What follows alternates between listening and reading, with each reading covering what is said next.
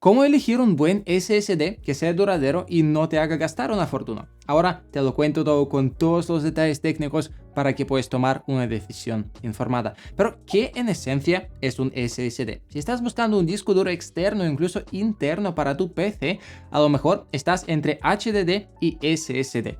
La diferencia entre esos tipos de memoria es muy simple. Los HDD tienen un disco magnético en su interior que gira físicamente. Eso es como se leen o se escriben o reescriben datos en este disco, ¿no? Como consecuencia, los HDD son muy susceptibles a todo tipo de daños e impactos físicos como caídas y golpes, por eso no sirve para el uso en movimiento. Pueden fallar por alguna caída, incluso la más suave, y seguramente deben usarse mientras están intactos, pues no sirven para usar en aviones, en coches, en trenes y en otros escenarios de uso por estilo. Por lo contrario, los SSD no tienen nada que gira físicamente dentro, así que son mucho más resistentes, a no ser que quieres golpear un disco duro SD con un martillo, pues soportará casi todo. También son más veloces y resistentes a muchos ciclos de reescritura de datos, pero tienen una desventaja: son más costosos que los HDD. Y claro que para 2025 necesitas un buen SSD porque los HDD se convierten poco a poco en una cosa del pasado, ¿no? Sí que son baratos, yo también tengo un par de los HDD, pero sirven solo para almacenar datos. Cuando necesito acceder rápidamente a esos datos, siempre uso los SSD. Pero elegir el SSD adecuado no es tan simple como parece. Hay diferencias de precio, de apariencia y de tipos. Existen 5 formatos principales de discos SSD. SATA, pues SATA-M, SATA, M.2, U.2 y PCI Express. Formato del disco básicamente es su apariencia, cómo se ve este disco, ¿vale? Y además hay dos interfaces principales de conexión, SATA y NVMe. La interfaz se refiere a cómo se conecta este disco al procesador y cómo se mueven los datos dentro del ordenador. SATA es una interfaz más antigua y NVMe, más moderna, funciona a través del bus PCI Express. Tanta variedad puede generar confusión al elegir un SSD, ¿no? Algunos conectores parecen similares y aunque veas el conector correcto en tu placa base, eso podría no ser compatible con el estándar necesario. Así que para evitar muchos problemas, primero vamos a desglosar los conectores, formatos e interfaces. El primer formato es el clásico disco de 2.5 pulgadas. Tiene el mismo aspecto que los discos duros portátiles y se conecta a través de un puerto SATA, que también utiliza la interfaz lógica SATA. Este conector es pequeño y tiene una muesca en forma de L. Los discos se conectan mediante un cable plano y este mismo puerto también se puede usar para unidades de DVD u otros periféricos. El segundo formato es el M.2. Esos SSD se conectan directamente a la placa base mediante un puerto específico y se aseguran con un pequeño tornillo. Ese estándar es mucho más moderno que SATA y solía llamarse NGFF, pues Next Generation Form Factor de inglés. Un puerto M.2 puede ser compatible con las interfaces SATA y NVMe, así que hay que tener cuidado al elegir. Además, los discos M.2 vienen en diferentes tamaños físicos con una anchura estándar de 22 milímetros, pero longitudes variables de 80, 60, 42 o 30 milímetros. Eso se indica en las especificaciones como 2280, 2260, etc., donde primero va la anchura y después la longitud. Las placas base suelen soportar tamaños específicos, especialmente en laptops. Los discos M-SATA son similares en apariencia a los M.2, pero se distinguen porque usan dos tornillos para asegurarse en lugar de uno. También existe un formato U2 que es un poco raro y se usa en entornos más profesionales. Esos discos conectados mediante el puerto U.2 soportan intercambio en caliente y son muy caros. Finalmente tenemos las ranuras PCI Express, que se utilizan principalmente para tarjetas gráficas y capturadoras, pero también pueden albergar discos NVMe con adaptadores.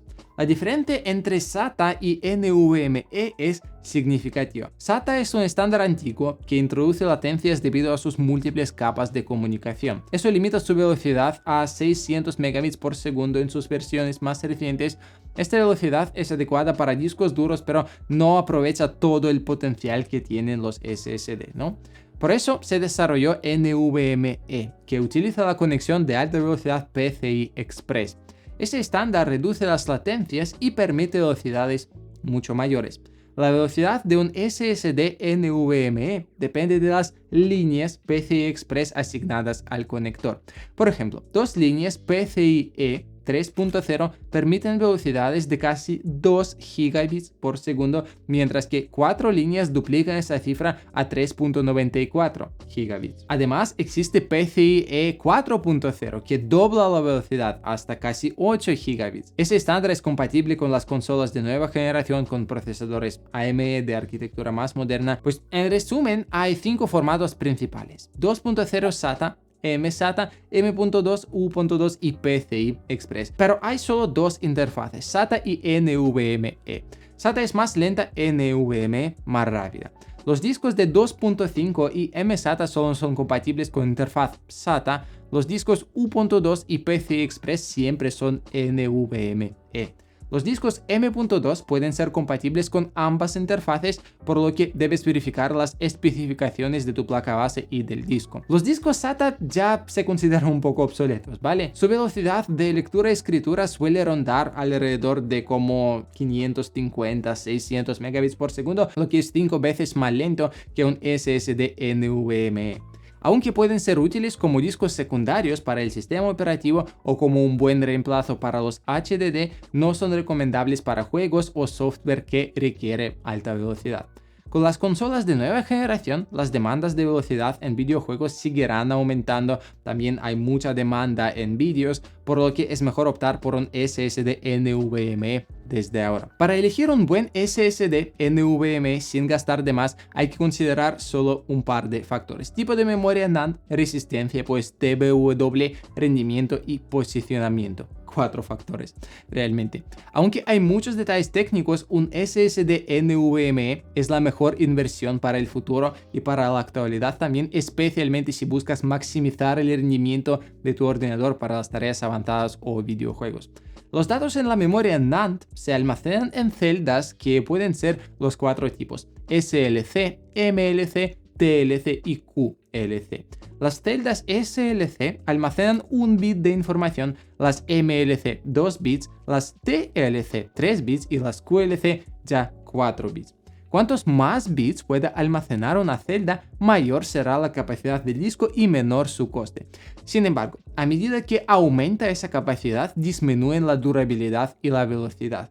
Actualmente los discos SLC que almacenan un solo bit por celda no están disponibles en el segmento de consumo porque son bastante caros. La memoria TLC con 3 bits por celda es el estándar más o menos del mercado de consumo, ya que combina velocidad, durabilidad y coste óptimos.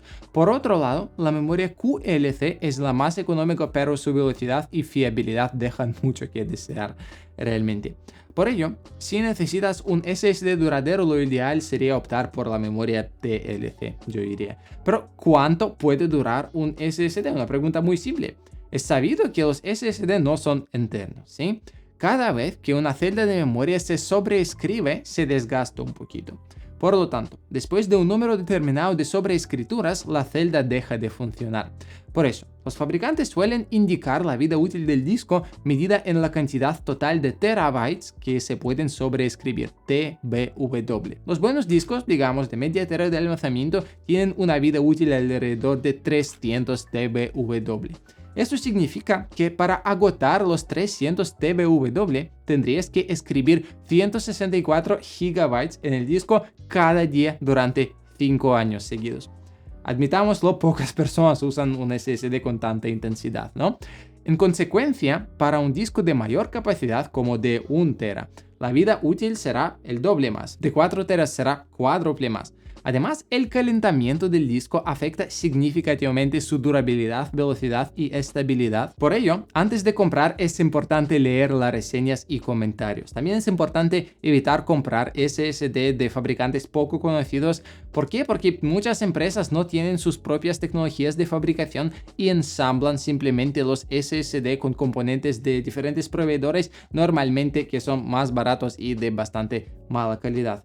Eso suele causar problemas de calidad en los discos resultantes, por eso es mejor recurrir a las marcas reconocidas que cuenten con un desarrollo vertical completo, es decir, que fabriquen todos los componentes de sus SSD. No voy a decir los nombres de esas marcas ahora mismo, ya que no es un vídeo patrocinado, pero seguro que ya conoces un par de esas marcas. Y bueno, espero que he podido aclarar un poco ese asunto de la elección de los SSD y como siempre nos vemos en el próximo vídeo. Chao.